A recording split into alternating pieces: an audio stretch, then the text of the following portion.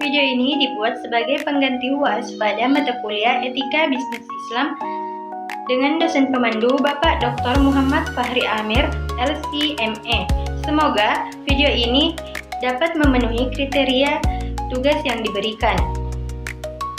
Sebelumnya, perkenalkan, nama saya Tri Aryana dengan NIM 622022024-047. Program studi Akuntansi Syariah kelompok 3 semester 3. Di sini saya akan menjelaskan materi terkait transaksi terlarang dalam Islam. Baik, langsung saja kita ke pembahasan.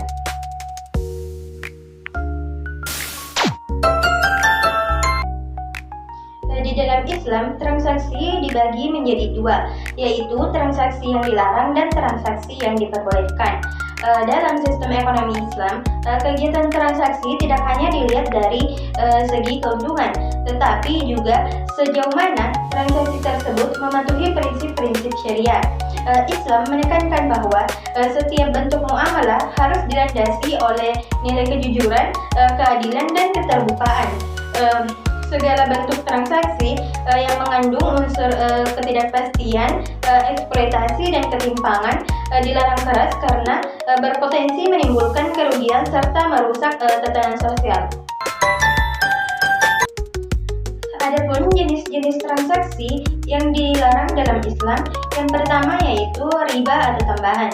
Riba merupakan tambahan atas pokok hutang atau pinjaman yang diperoleh tanpa adanya risiko atau usaha. Praktik ini dilarang keras karena menimbulkan ketidakadilan dan eksploitasi terhadap pihak peminjam. Yang kedua yaitu gharar atau ketidakpastian.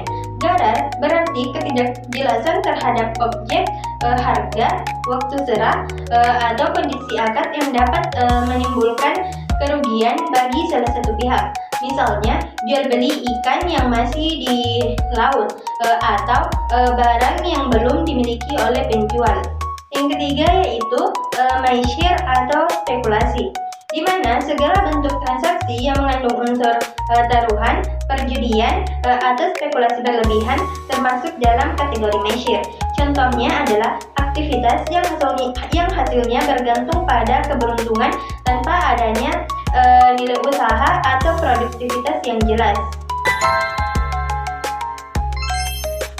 Adapun jenis-jenis transaksi yang diperbolehkan dalam Islam, yang pertama yaitu jual beli atau al-bai'. Transaksi jual beli diperbolehkan apabila dilakukan dengan kesepakatan sukarela, objek barang jelas, harga diketahui, dan tidak mengandung unsur riba atau penipuan. Contohnya, jual beli secara tunai maupun cicilan dengan kesepakatan transparan. Yang kedua, kerjasama atau syirka. Islam memperbolehkan kerjasama antara dua pihak atau lebih dalam bentuk penyetoran modal atau pengelolaan usaha. Dalam akad musyarakah, semua pihak menanggung resiko bersama. Sedangkan dalam mudharabah, pemilik modal bekerja sama dengan pengelola usaha berdasarkan bagi hasil yang disepakati. Yang ketiga, penitipan atau wadiah. Akad wadiah adalah transaksi penitipan barang atau uang dari satu pihak kepada pihak lain untuk dijaga dan dikembalikan sesuai waktu yang disepakati. Prinsip utamanya adalah kepercayaan atau amanah. Akad ini banyak diterapkan dalam produk simpanan di perbankan syariah. Yang keempat yaitu sewa atau ijarah.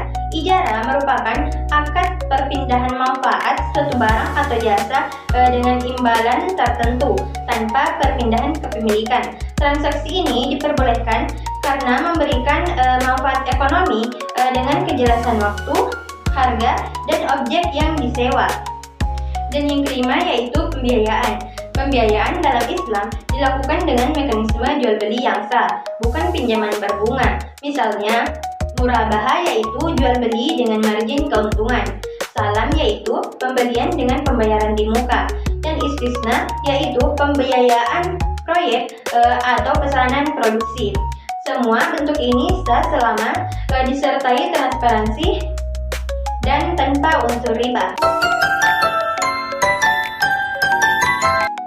Adapun ketentuan transaksi bisnis dalam Islam. Dalam pandangan Islam, setiap transaksi bisnis harus didasarkan pada nilai keadilan, keterbukaan, dan tanggung jawab moral. Tujuan utama dari ketentuan ini adalah agar kegiatan ekonomi tidak hanya menghasilkan keuntungan duniawi, tetapi juga bernilai ibadah dan keberkahan. Prinsip syariah mengatur bahwa semua bentuk transaksi harus terbebas dari unsur yang dilarang, seperti riba, gharar, dan mesyir, serta dilaksanakan sesuai dengan akad yang sah menurut hukum Islam. Adapun ketentuan yang pertama yaitu prinsip transparansi dan kejelasan. Transparansi merupakan pilar utama dalam setiap transaksi bisnis Islam. Setiap pihak wajib mengetahui dengan jelas objek transaksi, harga, waktu, dan syarat-syarat lain yang disepakati. Ketidakjelasan atau gharar dalam akad berpotensi menimbulkan sengketa dan ketidakadilan. Ketentuan yang kedua yaitu kejujuran dan amanah dalam transaksi. Islam menempatkan kejujuran atau sidik dan amanah sebagai fondasi moral dalam bisnis. Penipuan, kecurangan, dan penyembunyian cacat barang merupakan pelanggaran serius terhadap etika muamalah. Ketentuan yang ketiga yaitu kesepakatan sukarela dan larangan paksaan. Setiap akad harus dilandasi oleh kerelaan antara para pihak. Jika salah satu pihak dipaksa, akad menjadi tidak sah. Prinsip ini menunjukkan bahwa Islam sangat menghormati hak dan kebebasan dalam melakukan kontrak bisnis. Dan ketentuan yang keempat yaitu keadilan dan saling menguntungkan. Transaksi yang sah menurut Islam harus memberikan manfaat bagi kedua belah pihak dan menghindari eksploitasi. Konsep adalah menuntut adanya kesetaraan hak dan kewajiban, sementara al-maslahah menekankan manfaat sosial dan ekonomi. Itulah tadi penjelasan materi dari saya. Terima kasih dan sampai jumpa.